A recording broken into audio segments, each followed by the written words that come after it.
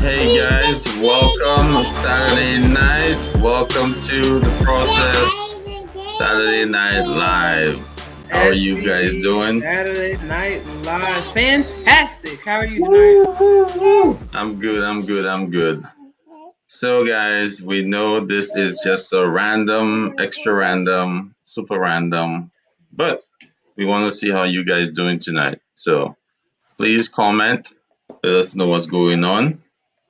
And hey, who's that? Someone on Facebook already picked us up. All right, somebody What's up? really What's up? love What's up? us. Hi, SPD Somebody. family. Hey. What's up? What's up? Say hi. So let me check out my Facebook. Let me see what's going on. If you guys have questions, topics, and anything you guys are interested in. Oh, oh, Oh, we was oh jamming. I don't want to We get any was jamming. I don't want to get any copyright issues. No, don't take our Um, video down. That was my no, no, no, no, no, no, no. No, Hey, no, SPD no. family. Hey, Marie. Thanks for tuning in. Somebody on Facebook, I can't see your name. Please go give StreamYard some permission so we can give you a shout out. Hey, everybody. Thanks for tuning in for our surprise live. This is my goddaughter, Natalie. We just Wow. flew across the country to have us a girls' weekend in California. So That's we what's up. are excited. That's what's up. Yes, I can help you. So I heard you had a little update of some sort, a little something about a Um, ERCP oh, and a duo something demo. everybody knows. Let me make it official.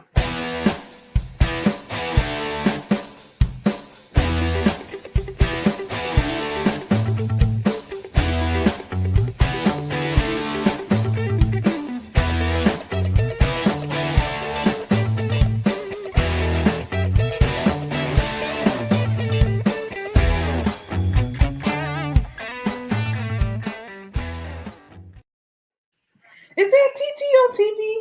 So, guys, whew, I'm trying to navigate this little thing here called the phone, She which is is fascinated by the fact that I'm on TV. Shout out to Marie because Marie's in my background tonight. hey. So that's Veronica. Veronica, Hey, Veronica. what's up? So you guys probably know this probably isn't breaking news, but Because if y'all stay you're on top of it. yeah, you just gotta stay on top of it. If you do endoscopes, duodenoscopes have like a little. It's a recall, but it's really not a recall, kind of sorta. But there is some information on looking out for the tips of your duodenoscope. There's a issue with the adhesive wearing out. So take a look here. There's a little issue with the distal tip. That rubber, after being cleaned for a number of times, you may have some issues with You gonna get water that? invasion and deterioration of your tips. Can you open it? So Olympus did send out a checklist, which is in addition to the regular IFUs that you should definitely go through with your team. Oh, and Olympus also is offering. Um, they're also offering return your old TJF 180Vs, and this is only for the TJF 180Vs. They're asking to return your TJF 180Vs, and you'll get a brand new TJF Q180 Q180. V190V. Sorry, you'll get a 190 if I you was about to give back say, your 180. Sorry, my bad. I was confused. Oh my God, I think You'll we're on get 90s you'll get now. you'll get a you'll get a brand new 190 if you give them your 180s. But I also read in another ECRI report that the 190s have a issue too. So be careful if you swap into your 190s. One-to-one swap. Hey, Demon. Let me put Hey, let me put Damon. this Hi, comment on here. Maricel. So yeah, if you have the old 180Vs, you get a 190V. But Damon, do you know what the issue is? I don't know how the people in front of me. Do you know what the issue was with the 190s? There was some. There was some with single use tip. Okay. All right. Yeah, I saw that with the single use tip.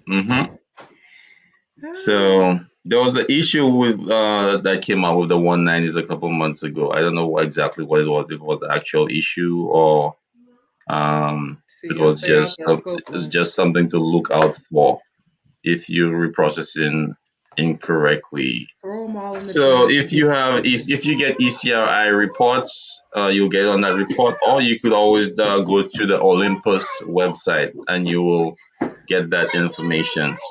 So I have it. Do I have any information I should be keeping covered here?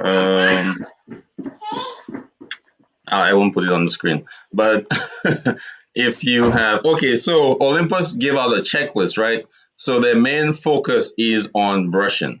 So if you have a TJL, a duodenoscope, you should be looking out for these brushes. You should definitely get these brushes.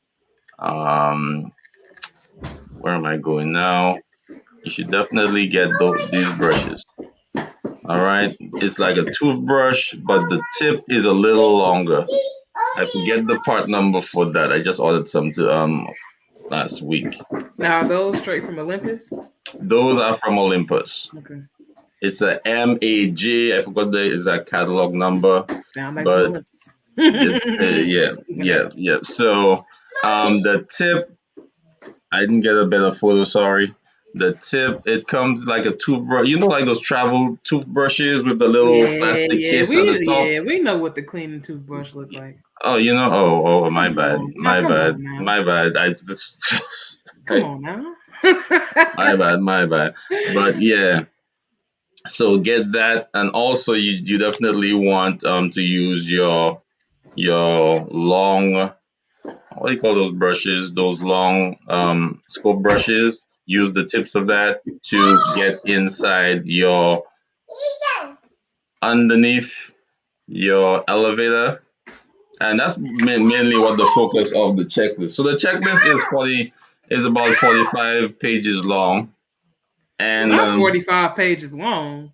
yeah, That's actually useful. it's for whoever is cleaning. It's for pre procedure, post Okay. procedure. Okay. Not 43 pages for decontam, but No, 43 pages for no, for, diagnosis. I was like, no, who's no. following those steps? No.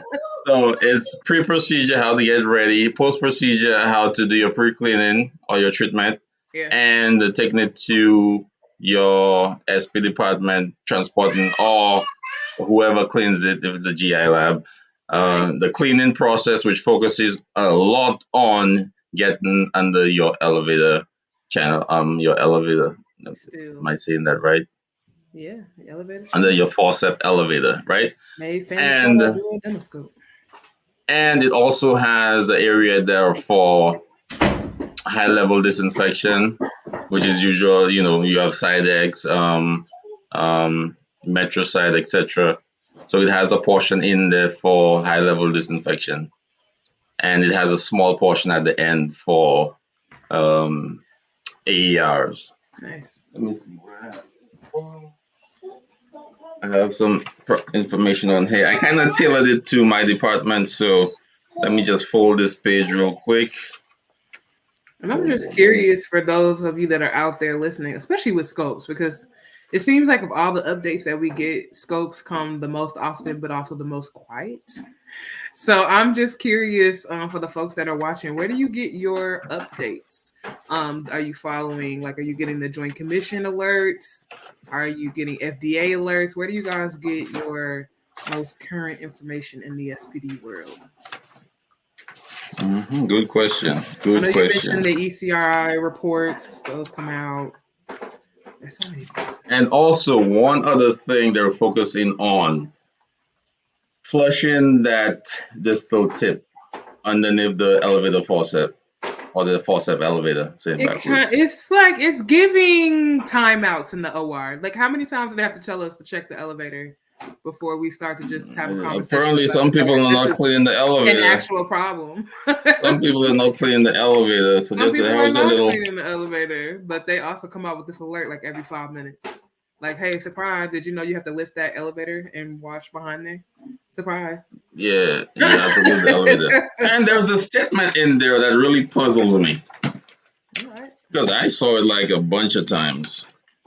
Because I went through the checklist with each one of my team who clean scopes, the checklist to make sure that we're doing it correctly. And we're following all the correct steps. Exactly. No one is skipping anything. So this checklist was I created. I basically used it as a competency and a checkoff for all team members. So you could do that also. Olympus has a checklist on their website. So there was one line I keep seeing: the elevator must not touch the endoscope. That may pose an infection control risk.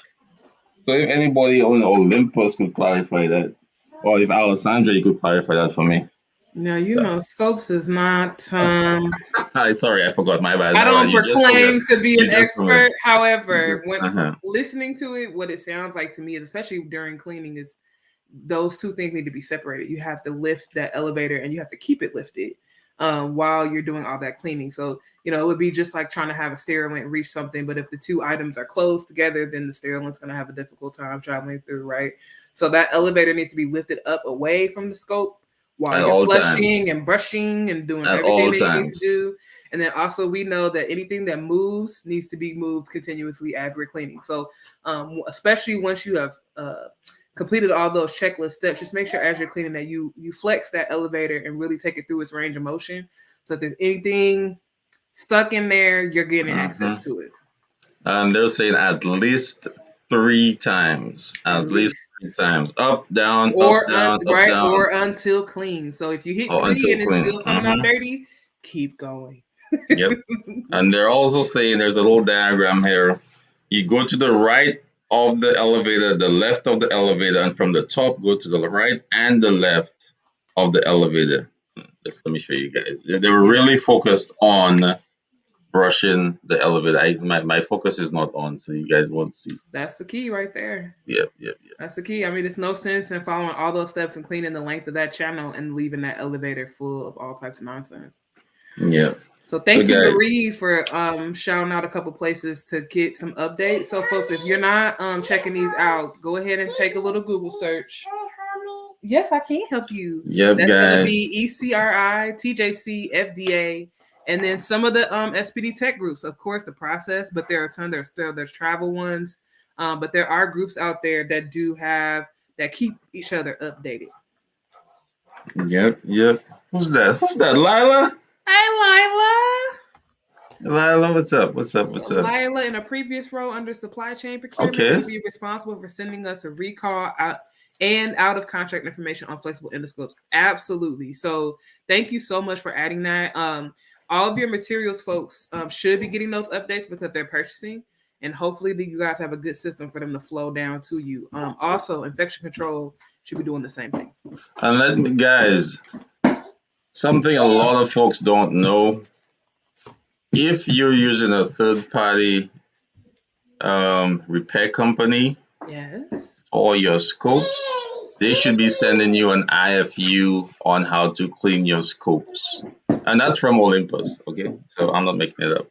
So, guys, whoever you're using to repair your scope, they should be sending you some information on how to clean it. Ain't no third-party repair company got no dang on IFU for no scopes. Now keep playing. Olympus knows this irritates me. So they, and literally I mean Olympus knows that this irritates me. So definitely across the industry, one of the big pushes right now is for facilities to have their education provided from the original manufacturer.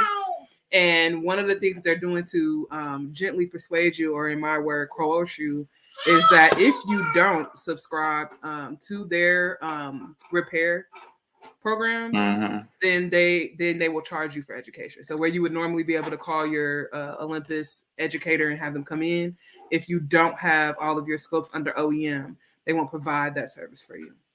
Now, y'all know Alessandra is spicy. So Wow.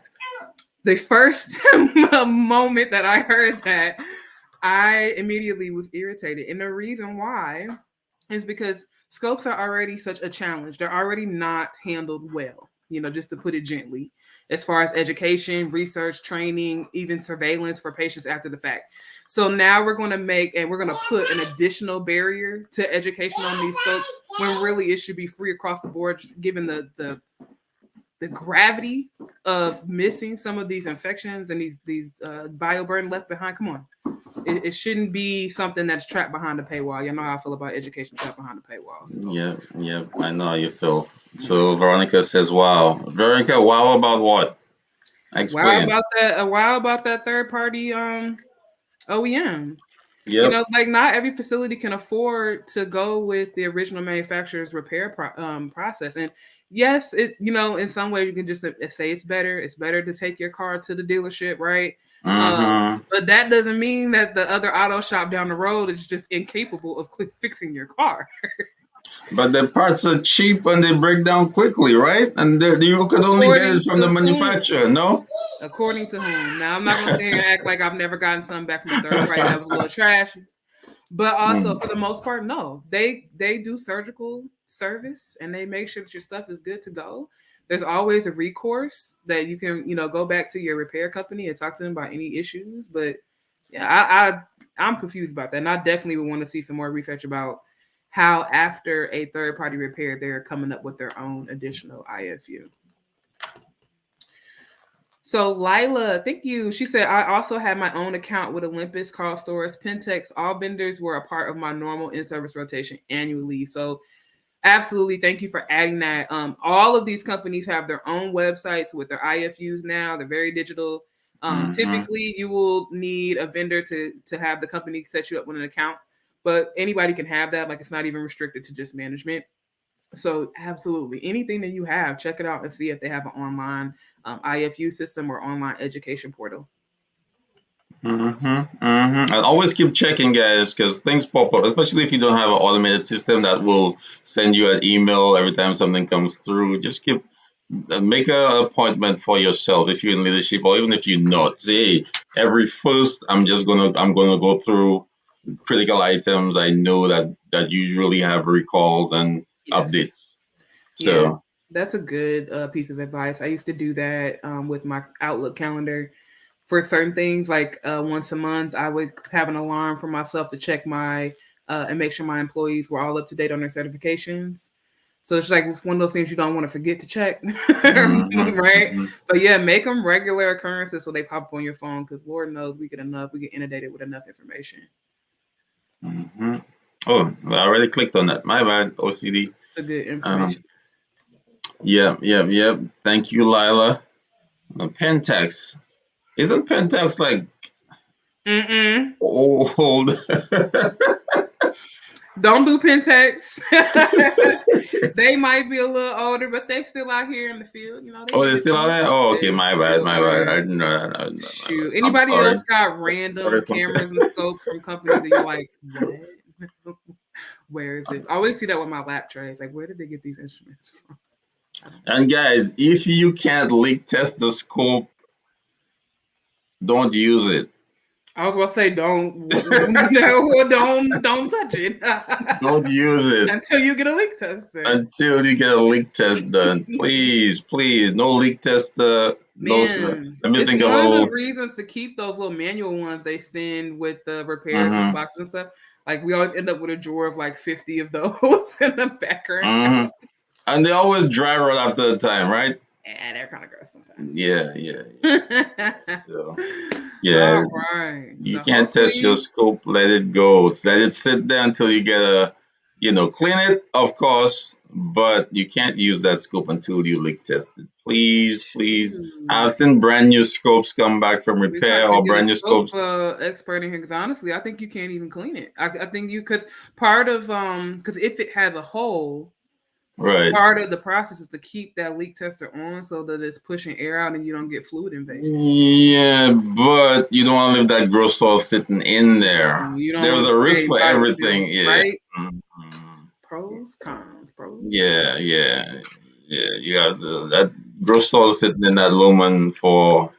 Sometimes you may have to order a cap, a leak tester, and that may take a couple of days or a couple of weeks. So you want to at It may. least do some preliminary, not a total soak, but you want to do some kind of moist cleaning on the outside, some topical cleaning, or maybe a flushing, you know. So based Mm-mm. on what your scope is, I the ain't putting type of that scope out there because I you. don't know. But I Hmm. am happy to find us a scope expert to come and talk. Yeah, any scope experts out there, how can you clean a scope if you do not have a leak tester? Dun, Or dun. should you, is it at the discretion of the user Mm, or the owner? I mean, Ding, ding, ding, ding, ding, ding, careful about that ding. discretion because who's the real owner? We didn't drop 100,000 on that scope in the Deacon Town, so Hey, man, we're all paying for it.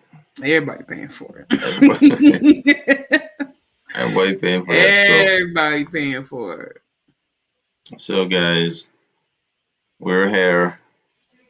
Who's on? Oh, hey, Lila. Lila has a surprise face. What's going on, Lila? What's going on? Lila said, "Stop saying surprising things." And she won't have to go there like that.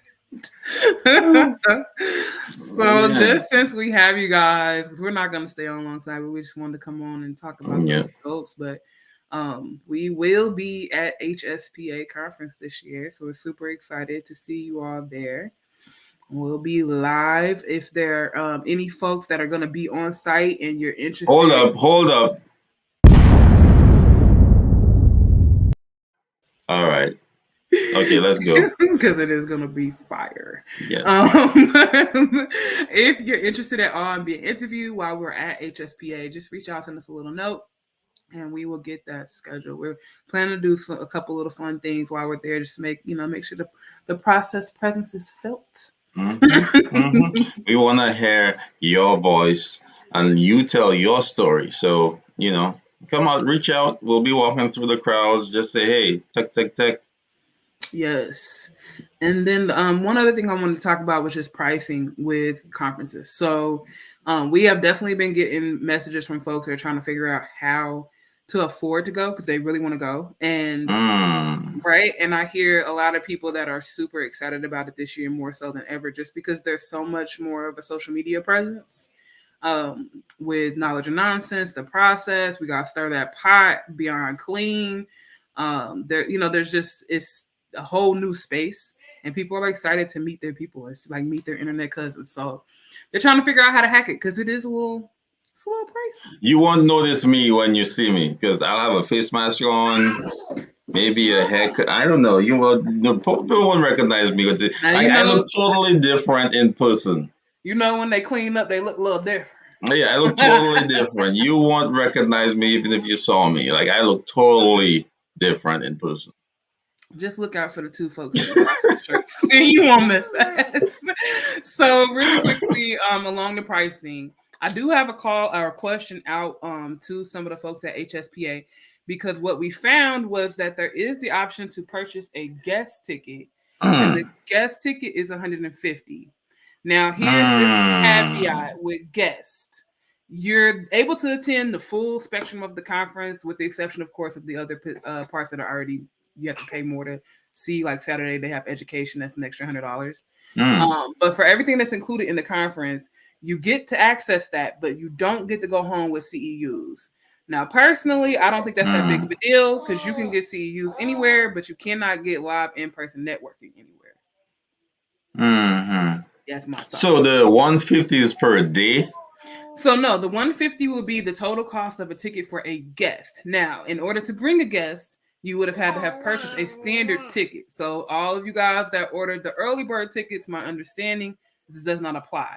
But if you pay standard pricing, you're able to bring someone along as a guest for an additional $150.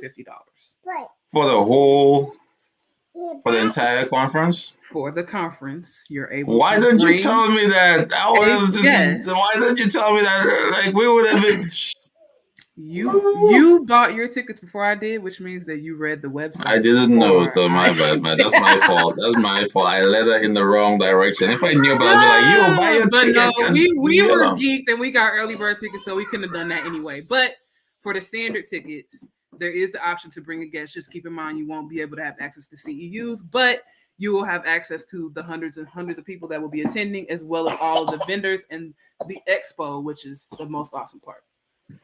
Hmm. So that means they're not getting a badge, right? I believe Or they not? would, They'll be getting a badge. So because they're what's coming the in. difference? What's the The difference? difference So is they're not about issuing. $300, and they're not getting CEUs. That's what the differences are that I've heard back so far. What So if I'm that still person is an waiting. Asian? What if that person is an Asian member? Thank you. So I'm still waiting to hear clarification about that. If a guest is allowed to be another Isham member, or if guests are only like your spouses or friends or somebody that's tagging along with you. So we actually put a word out to Damian Berg, and he was going to check and find out what the details of that are for us. Yeah, and Damien always gets back quick. Yes, he does. So And congratulations to him in his new position. Getting ready for the conference this year. He's in a new role. So anytime you're in a new position, it changes your perspective about, pulling together events or, running your show. So kudos to you for hitting the ground running with that. yeah, he's hitting the ground running at like 60 miles an hour. So he's doing good. He's doing good. So guys, don't forget to get your checklist. Run through that with your team. I turned mine into a competency. So all you have to do, go through it, make sure your team is following the instructions for the TJFQ180V. That's the duodenoscope. All right. And remember, for a competency, it's going to need a date.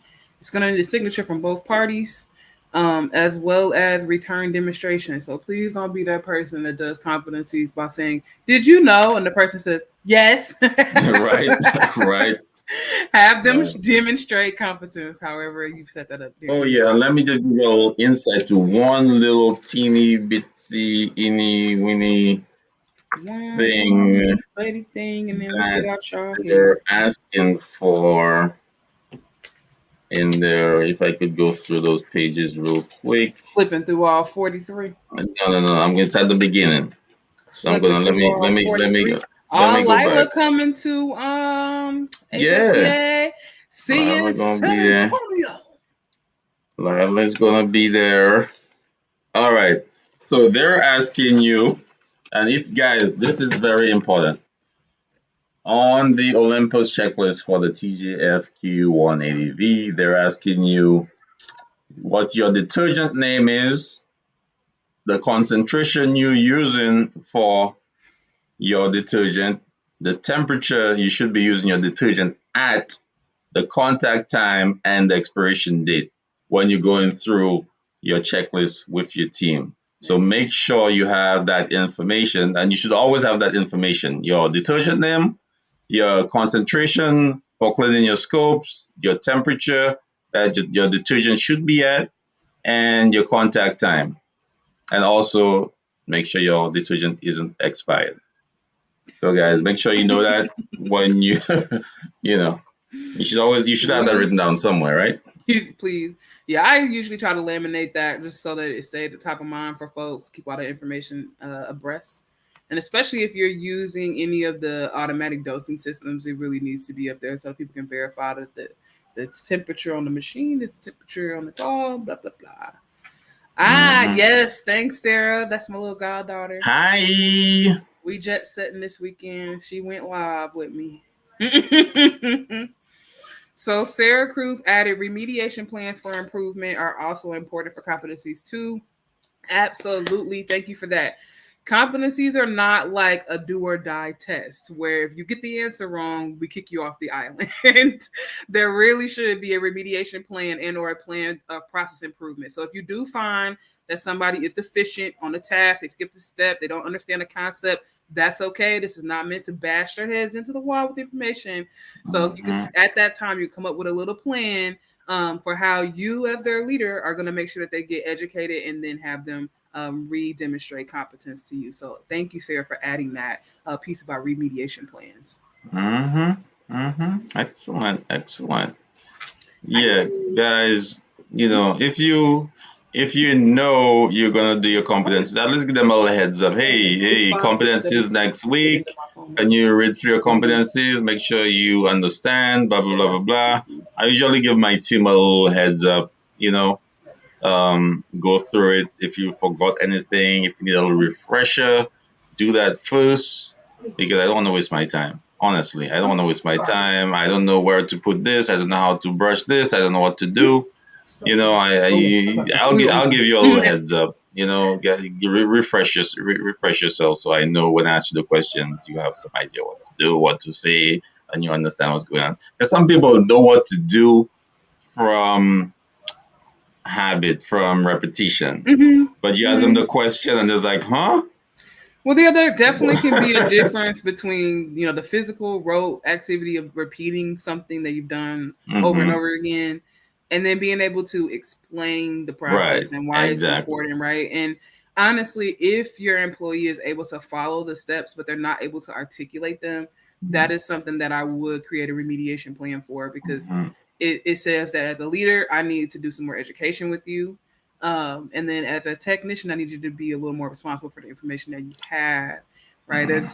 It helps you help the patients if you're able to navigate any type of gray areas of steps because you understand the concepts that you're acting in. The why is very important. The why, shoot, we got Sarah in the comments. The why, your why is extremely important, right? You don't. This don't have to be your passion when you go to sleep dreaming about trades, but you do need to understand the concepts of your job. Exactly. Or you could hurt somebody, or even hurt yourself. Yes. So don't say somebody showed me to brush it. I just brush it and I'm done. That's what they told me to do. That's what they said. The guy that used to work here last year, he just told me brush it and right, one time on the go, he said that. Yeah, we're definitely looking forward to seeing you guys at HSPA. I know a lot of folks are going to the Scrub Ball. We haven't quite booked out for that yet, but hoping to see you there.